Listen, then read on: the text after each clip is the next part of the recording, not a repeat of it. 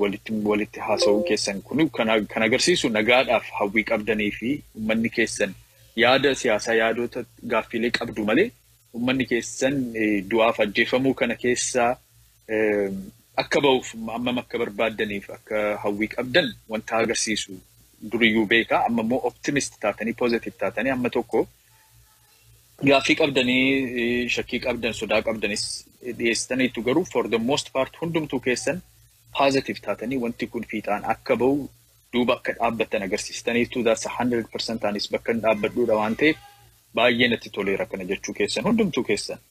Bunoonis amma maal jedhee ture kutatee jira mootummaan jedhee akkasitti dubbatee mootummaan akka kutatee kana bira dhaabbachuu barbaadu dubbii kana ajjeesnee gara nagaatti gara waliin hojjechuu gara siyaasa fooyyessuu deemuu kan jedhu baay'ee kan barbaadamudha. Eekeenis gaaffiiwwan tokko wantoota sodaachisaa jiran mariidha immoo araara waan jedhamu keessa hin galu kuni mariitu godhamaa jira jedhee mariidha dhugaadha. Mariitu gara nagaadhaan waa hiikuu malee akka araara kan jedhamu marii keessaa akkamitti nagaa buusna gaafa jedhamu lolarraa walajjeesuurraa ba'amee siyaasaan dubbii hiikuu keessatti akka itti galamu eekeen kaaseeraa soolkoonis wantuma fakkaatu optimizimii isaa agarsiiseera garuu optimizimii isaa gaafa agarsiisu dubbiilee kanaan dura turan keessaa kanatu jira waan ta'eef wanta kana immoo akka deebi'een dhufnee balleessaan akkasii akka hin dhufneef past wanta jiru wantoota kanarratti approach adda addaa irratti focus godhee innis wanta xiyyeeffatee qaba garuu for the most part positively kun akka fiixaan bahu manni keenya dararamuun du'umsa haa dhaabbatu kan jedhu bira atis akkasuma tuxxeettaa biroo sirriitti folloksitee dubbattee rakkina jiraachuu danda'u. Qaama lamatu jira. Qaamotiin lamaan kuni lamaanuu walirra daldala dhiigaa daldala du'a namarraa bu'aa buufatantu jira. Mootummaa keessattis gaara keessattis maqaa wobootiin maqaa baa'ootiin warra jiran maqaa mootummaatiinis ta'anii achi keessatti privately incorporate godhanii jeequmsa keessaa tasgabbiin dhabamuu keessaa bu'aa warri buufatanii eeggachuu fi kana qulqulleessuu kan jedhu si qofaa otoo hin ta'in by the way nama baay'eetu kaase kana isa repeated topic waan ta'eef isarratti deebina amma waliigalteen keenya at least wanti beekamu maa inni nagaadhaan fiixaan ba'uu marii baay'ee hundumtuu keenya waan hawwinu waan bira dhaabbannudha jechuudha. Jalaas kan dhaga'u gaafa laayivii cufnee deemnus namoota wajjin gaafa mari'annus kaleessa nama guddaa tokko wajjin haasa'an ture akkasumatti miidiyaa irratti waa ilaalee gama namaatiin wal barree sa'aatii tokko caala haasofne this is exactly trajectory namoonni kan barbaadan jechuudha. Namoonni hooggana guddaadha hooggantoonnis kana barbaadu. Ilaalaa loluu otoo danda'anii meeshaas warri qabanii warri taankis qaban warri riphee lolaas qabatanii jedhanii kana keessaa baanee uummata keenya rakkina kana keessaa akkamitti baasna isa jedhu irratti hundumtuu fedhii isaa qaba asirrattis fedhiin isaa jira amma danqaa wanta nutti ta'uu danda'u isin kanaas baastanii dubbattan tokko jira namoota miidiyaa irrattis argaa jirra gaafa mariin godhamuuf jedhamu arraba isaanii warri dheeressan jiru warri kun marii mootummaa fi waboo gidduu godhamu miti mariin gidduu godhamu iyyuu amma rakkinni akka jiru miidiyaa kanarratti ni argitu namoonni tokko gaggabu gaafa mariin godhameera jedhamu baay'ee majibbanii kana baluun kana dhaa'ee baluun sana dhaa kuni nagaa miti kana gochuu fi nuukkaamsuu fi maal jedhanii warri iyyan jiru tokko sodaama bareeguma akkuma I think Rajitu jedhee namni bofa argee hin baaragaa jedha kan ganama waa argee wantuma xinnootiin baaragee immoo akkas godha sodaa kana keessa kan jiru understand ni godha amma tokko ni fudhanna garuu namoonni tokko immoo ill intended kan ta'an rakkinni akka itti fuufu walloluun akka itti fuufu konfliktiin akka itti fuufu warri barbaadan jiru garaama isaanii keessa tokko bu'aayyuu hin qabu kan sibu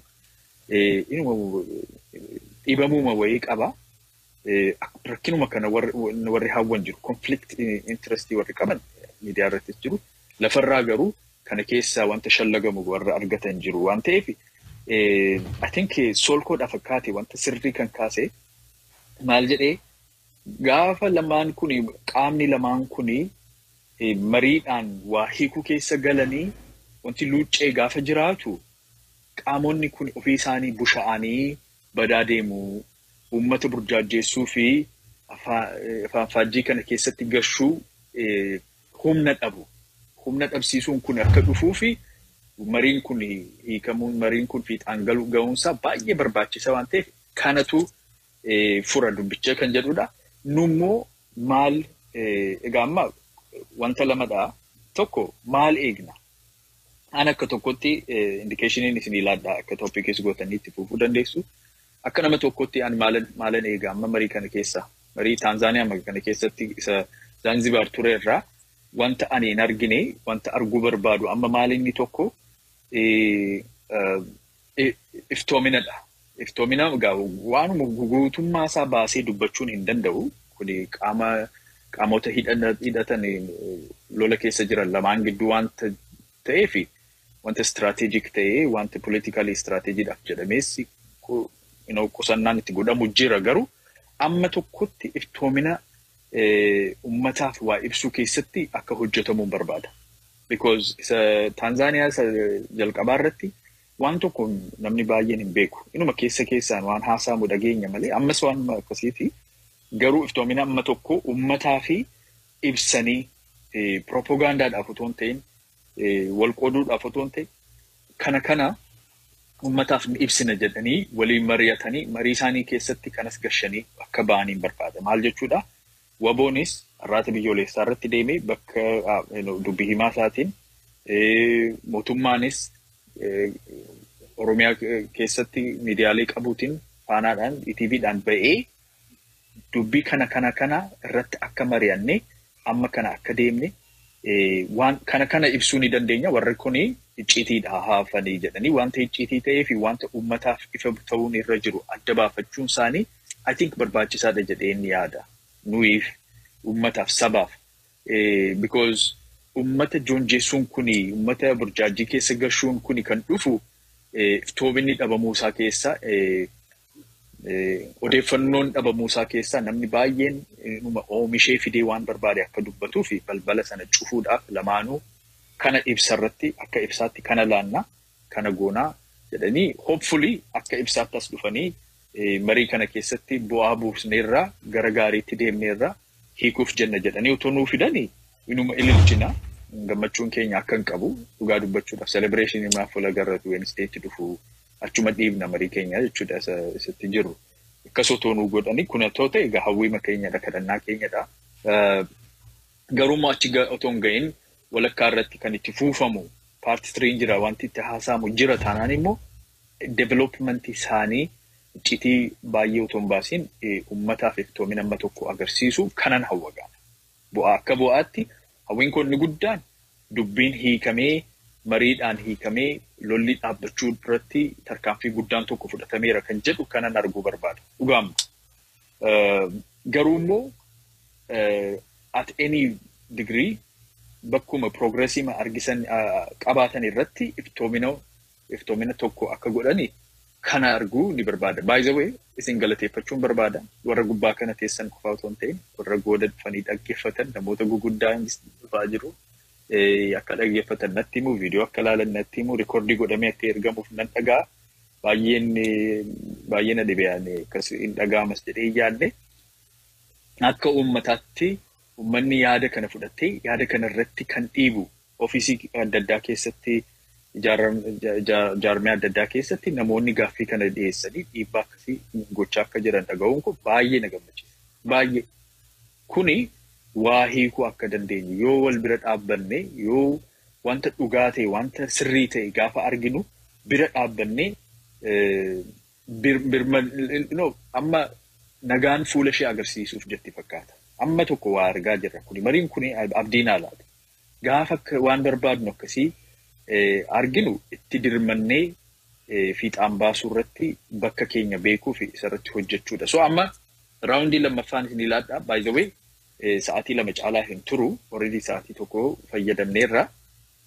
Sa'aatii raawundii isa lammaffaa kanarratti yaada isinirraa barbaadu tokko anamma maalan dhiyeessee iftoomina barbaadaa information odeeffannoon amma tokko marii kana keessa odeeffannoon amma tokko akka nu dhufuun barbaadan jedhe waan baay'een barbaada garuu at least pointii tokko kaa'eera maal eegdu maal barbaaddu isa jedhu tokkoffaa lammaffaa immoo dubbii namoota daldala dhiigaarratti daldala siyaasaa fi daldala namni wal ajjeesuu irratti privately akkas corporationii ta'anii qindoomanii warri hojjetanii maqaa mootummaa balleessuu maqaa waboo balleessuu lolli kun akka hin dhaabbanne qaama lamaan keessatti dhaabbatanii warra jiran kana akka hin hojjennee fi sabni uummanni maal gochuu danda'a isa jedhu lamaan kana irratti yaaduma keessan yaada ijaaraa akka ta'e amma walqeequun kun inuma dhufa.